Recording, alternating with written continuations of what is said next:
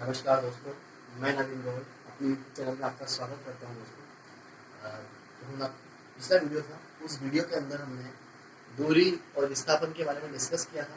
मैंने आपको बताया था दोस्तों कि दूरी जो होती है वो क्या होती है, वो अदिश राशि होती है, क्योंकि उसमें हमें दिशा का कोई ज्ञान नहीं होता है। और जो विस्थापन होता है दोस्तों, वो किसी पर्टिकुलर डायरेक्शन की बात की जाती है। इसलिए विस्थापन क्या होता है दोस्तों, विस्थापन एक सदिश राशि है।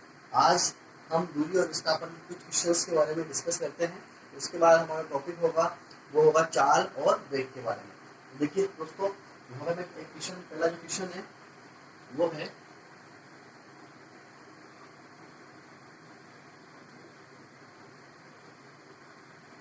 ठीक है, ये हमारा पहला क्वेश्चन है दोस्तों। इस क्वेश्चन के अंदर ये जो ए और बी दे रखा है, ये है दोस्तों 3 मीटर, ये 4 मीटर है, ठीक है। अब आपसे पूछा गया है कि कोई व्यक्ति ए से बी कोई पार्ट ट्रेवल करता है, उसके बाद दोस्तों ये बी से सी कोई पार्ट ट्रेवल करता है। पहले वो ए से बी चला, फिर वो बी से सी चला। अब आपसे पूछा गया है कि व्यक्ति की ए से सी तक दूरी और विस्थापन क्या होगा। क्या पूछा गया दोस्तों कि व्यक्ति द्वारा ए से सी तक कितनी डिस्टेंस ट्रेवल करी गई और कितना विस्थापन उसने ट्रेवल किया, तो उसकी दूरी क्या है और उसका विस्थापन क्या है, ये हमें बताना है। तो ये एग्जाम में आया हुआ क्वेश्चन है दोस्तों। इसे सोल्व करने के लिए अब हमने ये पढ़ा है कि डिस्टेंस क्या होती है। डिस्टेंस होती है जो एक्चुअल पाथ ट्रेवल किया जाता है, जो वास्तविक पाथ किसी व्यक्ति या वस्तु द्वारा तय किया गया है, वास्तविक पाथ, वो हमारी होती है दूरी। और डिस्प्लेसमेंट क्या होता है दोस्तों, डिस्प्लेसमेंट होता है कि प्रारंभिक बिंदु से अंतिम बिंदु की न्यूनतम दूरी जो होती है वो कहलाता है विस्थापन। देखिए दोस्तों, ए से बी और बी से सी, ये उसका क्या है दोस्तों, ये उसका वास्तविक पाथ है, ये उसका वास्तविक जो उसने ट्रेवल किया है वो है। तो हम 3+4, 3+4, ये दोनों अगर जोड़ देते हैं तो दोस्तों 7 मीटर आता है। इसका मतलब क्या हुआ, जो दूरी तय हुई व्यक्ति की वो कितनी हुई, 7 मीटर। ये हमारा दूरी का आंसर आ गया, ठीक है। कि जो दूरी क्या होती है, दूरी होती है दोस्तों बिल्कुल एक्चुअल पाथ, है ना, वास्तविक पाथ जो हमने ट्रेवल किया है वो होती है दूरी। तो ये 7 मीटर का, मीटर क्या है, मीटर दूरी का मात्रक है दोस्तों, मीटर क्या है, दूरी का मात्रक। अब बात करते हैं दोस्तों विस्थापन की। अब हमने क्या किया है कि ए से सी इन दोनों के बीच की न्यूनतम दूरी, इसको यहाँ से मिला दिया है डायरेक्ट, ठीक है। यहाँ से यहाँ तक इसको मिला दिया, तो ए और सी इन दोनों की जो दूरी है वो क्या होगी दोस्तों, वही हमारी वास्तविक दूरी होगी। तो आपको ये जो डायग्राम दिख रहा है वो हमें यहाँ पे पाइथागोरस थ्योरम का यूज करना है। किसका यूज करना है दोस्तों, पाइथागोरस थ्योरम का। दोस्तों पाइथागोरस थ्योरम क्या कहलाती है, ये आपका हाइपोटेन्यूस हो गया, ये आपका कर्ण हो गया, ठीक है, ये आपका आधार हो गया और ये आपका लंब हो गया, ठीक है, हाइपोटेन्यूस बेस, ठीक है, और परपेंडिकुलर। तो यहाँ पे हम क्या थ्योरम करेंगे कि आपका जो AC का होल स्क्वायर होगा वो क्या होगा, AC का स्क्वायर आपका AB का होल स्क्वायर प्लस BC का होल स्क्वायर, ये 3 का स्क्वायर प्लस 4 का स्क्वायर, ठीक है। इसे जब हम सोल्व करेंगे तो 9+16 कितना है दोस्तों, 25 AC स्क्वायर। AC कितना आ जाएगा दोस्तों, AC आ जाएगा 5 मीटर। और आपको ये ट्रिपल्स जो होता है वो याद रखने होते हैं, वैसे मोस्टली ट्रिपल्स ही आते हैं, जैसे 3, 4, 5 हो गया दोस्तों के ट्रिपल्स, हमेशा मोस्टली यही पे जाता है आपके ट्रिपल्स, और यही आपके ज्यादातर एग्जाम्स के अंदर आते हैं, तो इसे आप याद रख सकते हो, ठीक है। तो आपको ये पता लगा कि दूरी और विस्थापन दोनों में क्या डिफरेंस है, कि दूरी जो है, दूरी आपका वास्तविक क्या है, जो हमने एक्चुअल पार्ट ट्रेवल किया वो दूरी है, और विस्थापन क्या है दोस्तों, विस्थापन है जो अंतिम बिंदु और प्रारंभिक बिंदु के बीच की न्यूनतम दूरी। इसका भी मात्रक दोस्तों मीटर है। ये भी क्या है, ये विस्थापन आ गया और ये आपकी क्या आ गई, ये आपकी दूरी आ गई। तो ये आपको समझ में आया होगा, आप इसे नोट डाउन कर सकते हैं।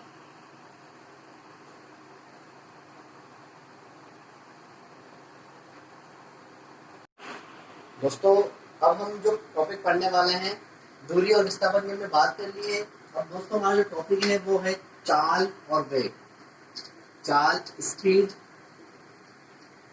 और वेलोसिटी, वेग। अब हम बात करने वाले हैं दोस्तों चाल और वेग की। देखो आपको दूरी और विस्थापन के पॉइंट से चलना है। मैं यहाँ पे दूरी लिख रहा हूँ इस साइड पर और मैं इस साइड पर विस्थापन लिख रहा हूँ। बहुत आसान है दोस्तों, बस थोड़ा सा अपना फोकस रखिए यहाँ पे। बहुत ही आसान है। यहाँ मैंने दूरी क्यों लिखा इसका मतलब आपको समझ में आएगा, यहाँ विस्थापन क्यों लिखा इसका मतलब आपको समझ में आएगा।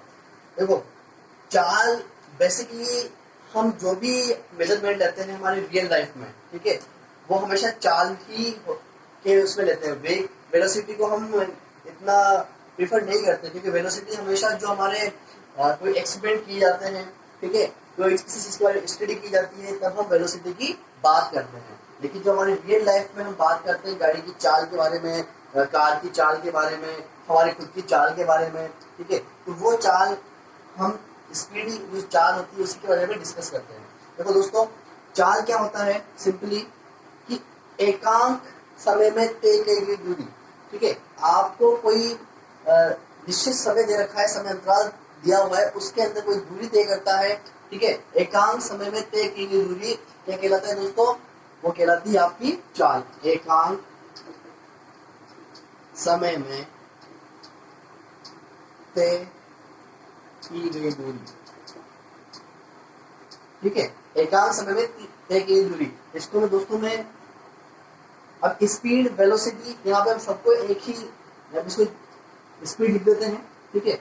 अब दूरी को यहाँ पे डी से शो कर रहा हूँ और ये टी हो गया, S equal to D upon T. एकांक समय में तय की गई दूरी को आपका जो वेलोसिटी स्पीड का जो फॉर्मूला है, चाल का जो फॉर्मूला है दोस्तों, वो क्या आया है, डी अपॉन टी आया है।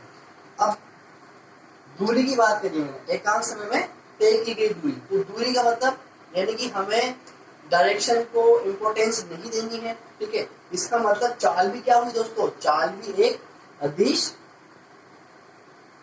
राशि हुई, क्योंकि हमने यहाँ डिस्टेंस की बात की है, दूरी की बात की है, और दूरी क्या है दोस्तों, दूरी एक अदिश राशि है, ठीक है। अब बात करते हैं कि जो चाल होती है, चाल का जो मात्रक है वो क्या होगा दोस्तों, कुछ नहीं करना है, डिस्टेंस का मात्रक मीटर और ठीक समय का मात्रक सेकंड, तो मीटर पर सेकंड, मीटर पर सेकंड क्या हुआ, मीटर पर सेकंड चाल का मात्रक हो गया।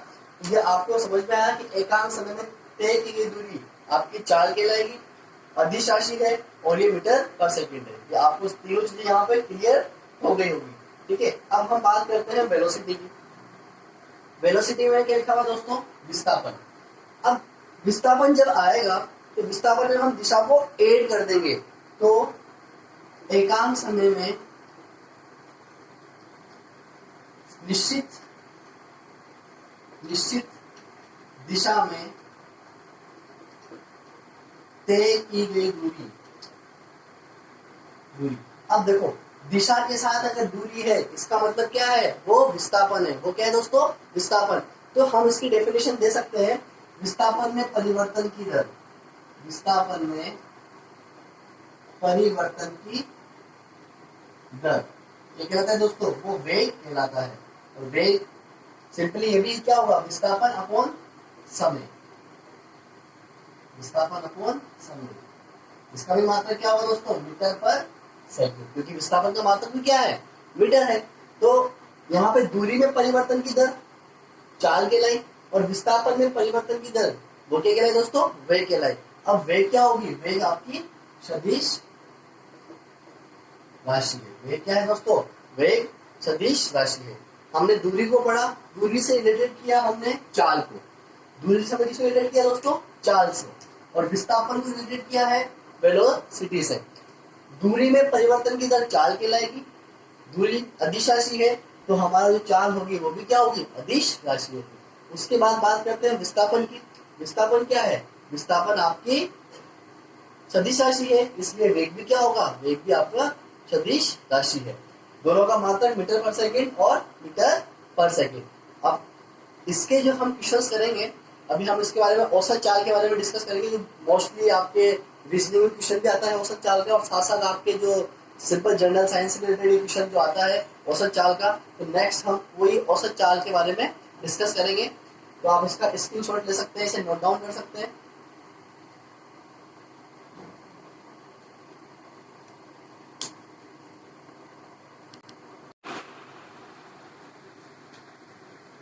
दोस्तों अब हमारा नेक्स्ट टॉपिक है वो है औसत चाल। हम औसत चाल के बारे में पढ़ेंगे। दोस्तों अगर आपको मेरा वीडियो पसंद आ रहा है तो आप इसे लाइक कीजिए, अधिक से अधिक आपसे शेयर कीजिए और इसे सब्सक्राइब कीजिए ताकि आने वाले वीडियो के बारे में आपको जानकारी मिलती रहे। तो दोस्तों अब हम बात करते हैं औसत चाल के बारे में। ठीक है, सबसे पहले हम इसमें पहला हमारा कॉन्सेप्ट है वो है समान दूरी का। कौन सा है दोस्तों? समान दूरी का कॉन्सेप्ट है। ठीक है, कि कोई व्यक्ति है वो v1 चाल से s डिस्टेंस तय करता है और वही व्यक्ति v2 चाल से सेम डिस्टेंस तय करता है, तो उसकी औसत चाल क्या होगी? उसकी औसत चाल क्या होगी? ठीक है, जब भी आपको कोई ऐसी सिचुएशन दे रखी हो कि चाल आपकी अलग अलग है, ठीक है, और दूरी समान है, तो उसके लिए आपका फॉर्मूला है वो ये फॉर्मूला होगा 2v1 v2 plus upon v1 plus v2। ये आपका औसत चाल का फॉर्मूला होगा। इस कंडीशन में दोस्तों जब आपके पास समान डिस्टेंस है, समान दूरी है, उस केस में जो आपका फॉर्मूला हम यूज करेंगे वो होगा 2v1 v2 upon v1 plus v2। इसके आधार पर जो न्यूमेरिकल होंगे वो मैं करवाऊंगा आपको दोस्तों। सेकंड जो कंडीशन है, सेकंड कंडीशन है समान समय में। अगर आपका टाइम सेम है, ठीक है, तो टाइम जब सेम होता है दोस्तों तो उसके लिए आपको इतना वो नहीं होता है। सिंपली आप क्या कर सकते हो टाइम सेम के लिए कि हाफ समय में, जैसे मान लो आधे समय में वो v1 distance travel v1 velocity से चलता है और नेक्स्ट में वो v2 से चलता है, तो उसके लिए जो फॉर्मूला होगा वो होगा दोस्तों v1 प्लस v2 अपॉन 2। ये समान समय के लिए फॉर्मूला है जब आपको दो वेलोसिटी दे रखी है अलग अलग, और ये समान दूरी के लिए फॉर्मूला है जब आपको दो अलग अलग डिस्टेंस दी हुई हो। तो उसके आधार पे आप क्वेश्चंस कर सकते हो। तो इसे आप ध्यान से दोनों फॉर्मूलों को लर्न करिए, दोनों फॉर्मूला के आप स्क्रीनशॉट ले सकते हो।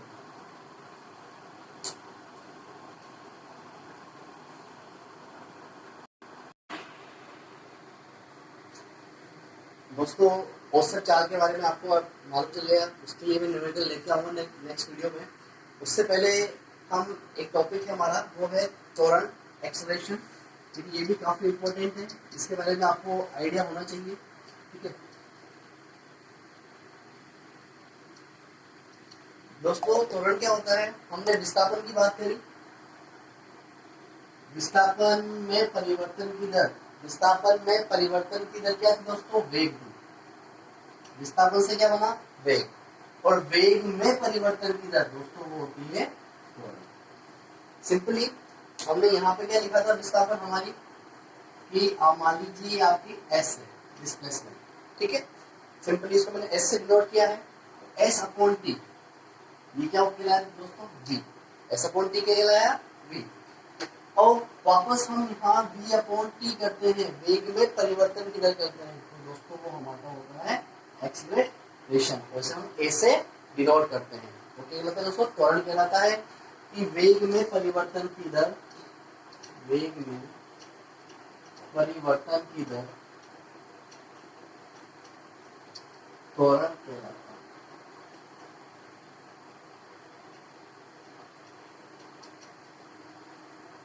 ठीक है, विस्थापन में परिवर्तन की दर वेग और वेग में परिवर्तन की दर त्वरण। ठीक है, यहाँ पे सिंपल इसका मात्रक मीटर था दोस्तों, इसका मीटर पर सेकंड हुआ।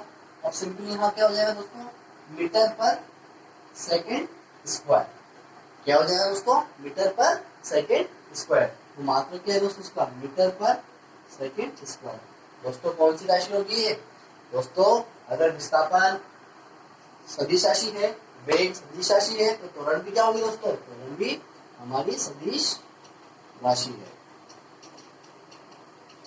आपने सिंपली देखा होगा जब आप बाइक में आपकी जो एक्सीलरेटर जो होता है स्पीड को जब इंक्रीज करते हो, या जो वेलोसिटी, सिंपली यहाँ पे हम स्पीड जब हम बात कर रहे हैं, जिस सेंस में बात कर रहे हैं स्पीड की, ठीक है, तो हम जो हमारी रियल लाइफ है उसमें स्पीड की बात करते हैं। बेसिकली अगर किसी पर्टिकुलर डायरेक्शन में होगा तो वो क्या होगा? आपका वेग होगा। तो वेलोसिटी जब आप इंक्रीज करते हो समय के साथ, जब टाइम के साथ आपकी वेलोसिटी इंक्रीज होती है, तो दोस्तों वो क्या है? वो एक्सेलरेशन है। ठीक है, एक्सेलरेशन से ही क्या होती है? स्पीड या तो आपकी वेलोसिटी ज्यादा होगी या कम होगी। तो यहाँ पे मैं बात करता हूँ एक्सीलरेशन की, तो वो आपका दो प्रकार से हो सकता है, एक धनात्मक और ऋणात्मक। दोस्तों जो ऋणात्मक, इसमें समय के साथ वेलोसिटी क्या होती है, आपका जो वेग होता है वो बढ़ता है और इसमें वेग घटता है। इसे हम कहते हैं मंदन। क्या कहते हैं दोस्तों इसे? मंदन या रिटार्डेशन। ठीक है। यदि वेग समय के साथ बढ़ रहा है, ठीक है, वेग में वृद्धि हो रही है, तो वो आपका धनात्मक त्वरण होगा।